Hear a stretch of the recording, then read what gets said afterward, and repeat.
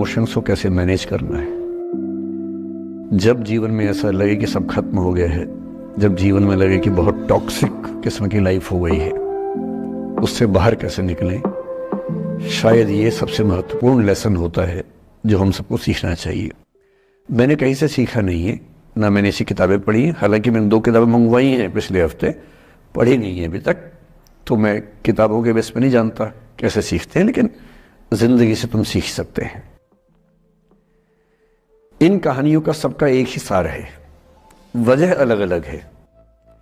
एक व्यक्ति ने इसलिए अपना जीवन समाप्त किया कि वो रिश्ता उसके हाथ से छूट रहा था।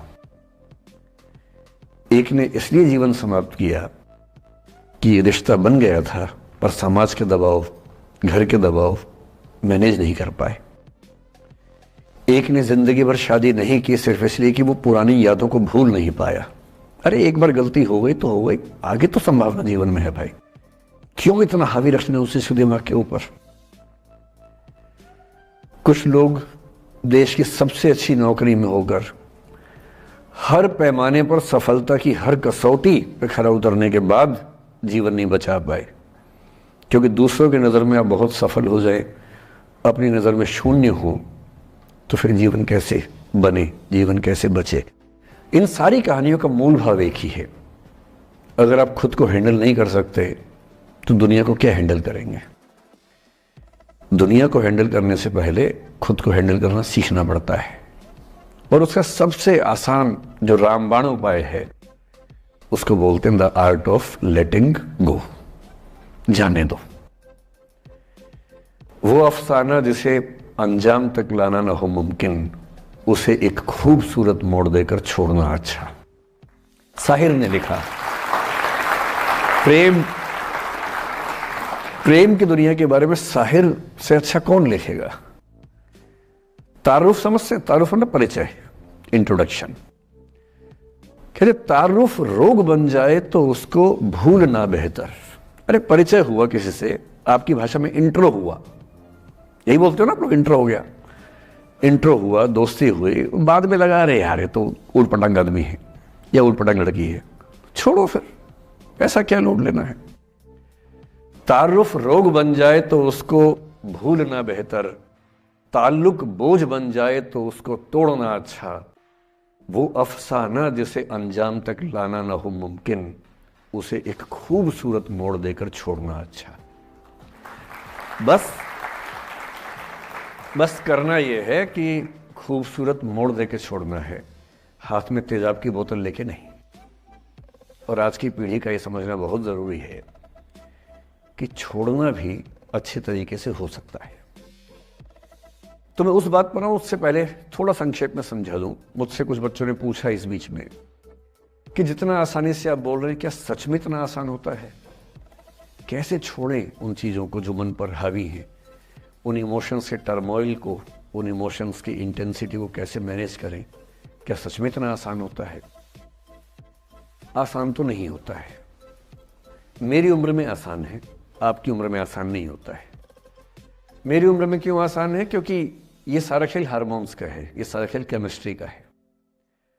हम सब दरअसल बहुत सारे केमिकल्स, जिनमें से कुछ का नाम हार्मोन्स हैं, उन केमिकल्स और हार्मोन्स के बहुत सारे इंटरेक्शंस के रिजल्ट हैं। इसलिए जब कोई बच्चा जैसे छोटे बच्चे हमेशा उछलते रहते हैं, पेरेंट्स थके रहते हैं, ये इन सभी केमिस्ट्री का परिणाम है, शौक का मामला नहीं है। आपकी उम्र जो होती है किशोरावस्था और युवावस्था की शुरुआती उम्र, मैं मान के चल रहा हूँ कि आप सब लोग 17 से 22-23 के बीच के लोग हैं, बच्चे हैं। कुछ तो अभी शादी भी नहीं कर सकते होंगे, वो वाले होंगे ना, लड़के तो नहीं कर सकते होंगे भी, 21 के कहाँ होंगे, तो वो वाली उम्र आप लोगों की है। इस उम्र में इमोशंस का टर्मोइल, इस उम्र में इमोशंस का बिखराव इतना ज़्यादा होता है कि संभालना बड़ा मुश्किल होता है।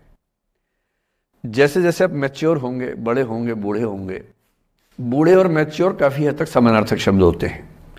बूढ़ा आदमी आमतौर पर मैच्योर हो ही जाता है, और जो मैच्योर हो जाता है उसको लोग बुढ़ा ही बोलते हैं, चाहे वो दोस्त हो आपका। तो मैच्योर होने के बाद मैच्योरिटी के कई लक्षण हैं, 10-20 लक्षण। उनमें से एक ये है कि आपके इमोशंस में इंटेंसिटी उतनी नहीं रह जाती जितनी बचपन में होती है।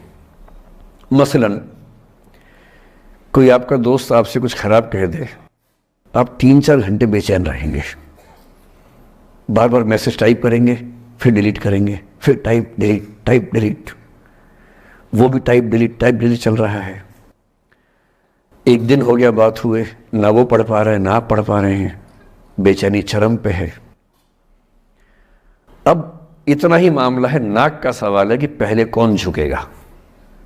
सारे संबंधों में स्तर इसी बात से तय होता है कि पहले कौन झुकेगा, और जो एक आध बार झुक गया वो जिंदगी भर झुकता है उसके बाद। इससे लोग शुरू में बहुत केयरफुल होते हैं कि झुकना नहीं है। 3-4 ज्ञानी पीछे बैठे ही होते हैं कि नहीं झुकना नहीं है, वो झुकेगा, वो झुकेगी, तू क्यों झुकेगा। इन ज्ञानियों से बचना बहुत जरूरी है, जिंदगी जहर बना देंगे आपकी। अब दोनों ईगो फाइट कर रहे हैं कि पंजा किसका गिरेगा, इस पे फाइट चल रही है। 2 दिन हो गए, 3 दिन हो गए, उसके बाद एक आध आदमी पिघल जाता है, उसको लगता है भाड़ में जाए यार, बात नहीं हो पा रही, तुम ईगो कर रहे हो। फिर वो फोन मिलाता है, ये भी फोन की इंतजार में 3 दिन से सो भी नहीं रहा बेचारा। हीरो बेशक बन ले पर बेचैन तो भाई।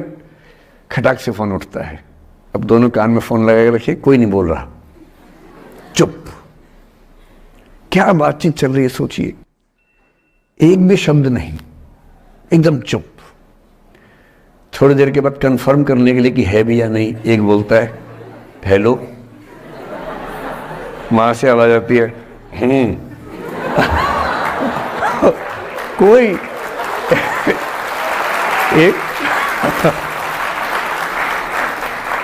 मैं थोड़ा ऐसी जोकर टाइप की बात करता हूं, मुझे मोटिवेशनल स्पीकर ना समझे आप लोग, मैं ऐसी हंसी मजाक ही करना आता है मुझे, वही मैं करता हूं। लेकिन इससे आप ये ना सोचिए कि मुझे पढ़ाना नहीं आता, मैं पढ़ा भी लेता हूँ इसके लिए मुझे वो भी आता है, लेकिन अभी क्योंकि आप बच्चे छोटे हैं तो मैं आपके साथ वैसी बात ही कर रहा हूं। अब ये सब चल रहा है। अब इसमें अगर कोई एक व्यक्ति झुक गया, बात आगे हो गई तो हो गई, वरना कई रिश्ते ऐसे भी होते हैं जो इसी बिंदु पे खत्म हो जाते हैं कि तेरा भाई नहीं झुकेगा, भाभी झुकेगी, और उधर जीजू झुकेंगे, दीदी नहीं झुकेगी, जीजू झुकेंगे, दीदी क्यों झुकेगी, और ना जीजू झुक रहे ना भाभी झुक रही और उस चक्कर में जो अभी बेचारा रिश्ता बना भी नहीं था, वही वो जमींदोज हो गया, वही वो खत्म हो गया। पर ठीक है, हो गया तो हो गया, भाड़ में जाए, ऐसा क्या है, डर किस बात का है इसमें।